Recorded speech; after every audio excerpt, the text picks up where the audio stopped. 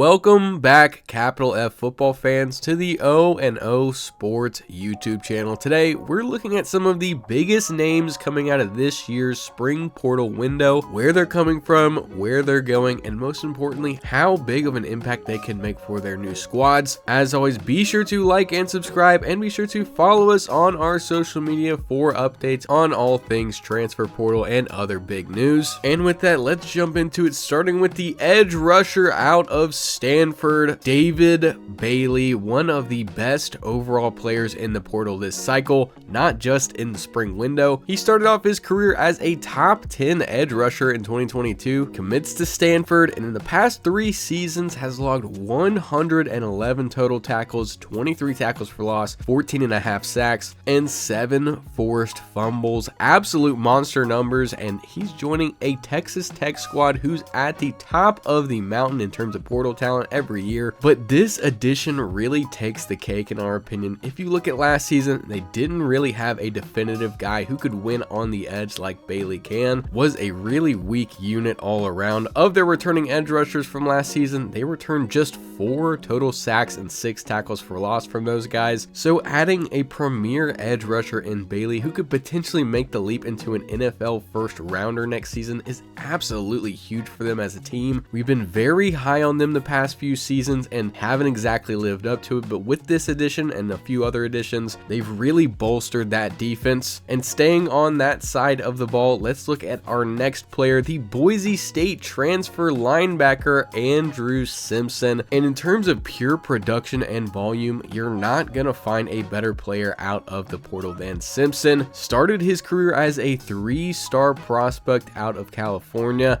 and he's excelled every year since then, racking up 140 total tackles, 32 tackles for loss, 12.5 sacks, 3 interceptions, 5 pass defenses, and 5 forced fumbles in just 3 years with the Broncos. He's an absolute workhorse linebacker, a tackling machine in the fullest extent of the term, and he was a pivotal component in Boise State's playoff run last year. He'll have 1 year of eligibility remaining next season, but is a prime contender for a day 1 draft spot next season, depending on where he ends up. From the information that's publicly available, he's only taken 1 visit to USC so far, so we'd have to assume they're the front runner in his recruitment. And what we can say is that USC is a team that desperately needs a guy like Simpson. High motor on defense, excellent tackling, would fit perfectly in D'Ant Lynn's system, a system we think could make a ton of noise in Lynn's second season with the Trojans, especially if they can get a plug-in guy like Simpson. He would answer a lot of questions in the middle of that defense.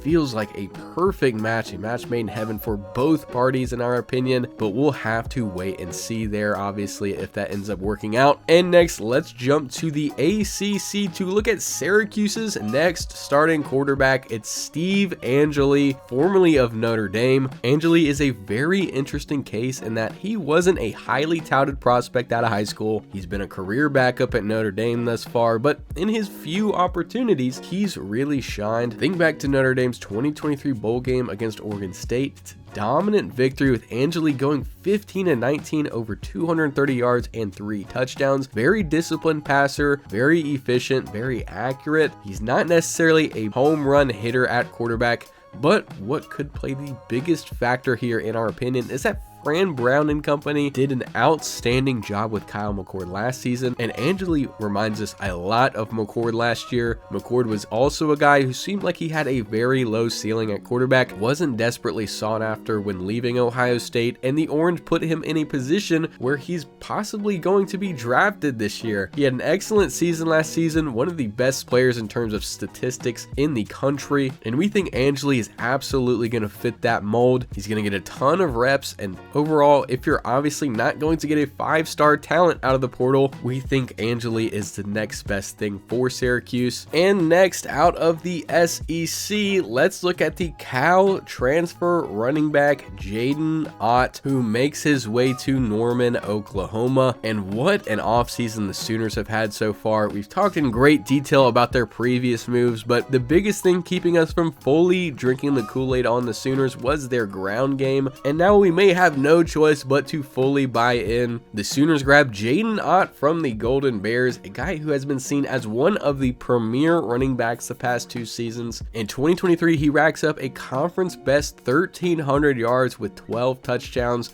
He's seen as potentially one of the best backs in the country heading into 2024, but unfortunately dealt with some nagging injuries a majority of the year. Didn't make it back to what we saw in 2023, but now he makes the leap to the SEC to play in a revamped Oklahoma offense. And outside of his obvious talent and upside, we think this move is significant for both parties because with John Mateer at the helm and a Ben Arbuckle offense, a lot of that weight that you saw a team like Cal put onto Ott's shoulders is now gone. Mateer is going to draw a lot of attention as both a passer and a runner, and that's going to open up a lot of holes for Jaydn Ott. And what he'll likely lose in terms of pure volume, we think he'll more than make up for in terms of explosiveness. Like we said, he's not going to be the bell cow in this offense. He'll probably end up being used a lot more situationally with 1 or 2 other backs in that offense. And with that, he'll be a lot more fresh, and we think he adds a superstar potential to Oklahoma with that being the case. And speaking of superstar potential, let's look at our last player of the video, the North Carolina transfer edge rusher Beau Atkinson at Ohio State. And through 2 seasons in Chapel Hill, he racked up over 50 tackles, 17 tackles for loss, and 11 sacks, and a forced fumble. And this pairing makes a ton of sense all around. Atkinson's going to be in a much better spot for him to flourish in what will likely be the biggest year of his career. And for the Buckeyes, you've just added your next big pass rusher after losing guys like JT Tuimoloau, Jack Sawyer, and Cody Simon to the NFL. Atkinson's seamlessly going to fit right into your defensive line. He's going to be the leader in that room with those departures for potentially 2 more seasons. And that was the biggest concern in our eyes for the Buckeyes. They're obviously going to be super talented, that's no question, but lacking established guys like JT last year, like Jack Sawyer last year, was a huge question mark for that defensive front. But they bring in a productive guy like Atkinson to slip right into that role, and all of those worries were quickly dispelled for us. It's hard to say that they will be as good as they were last year, but they for sure will be at least on pace. And with the talent they will have overall on that side of the ball, it's not far from possible. Ohio State will be putting together another elite defense next year. And with that, thank you for watching. As always, be sure to like and subscribe if you did enjoy. It helps us out a lot, and we will see you in the next one.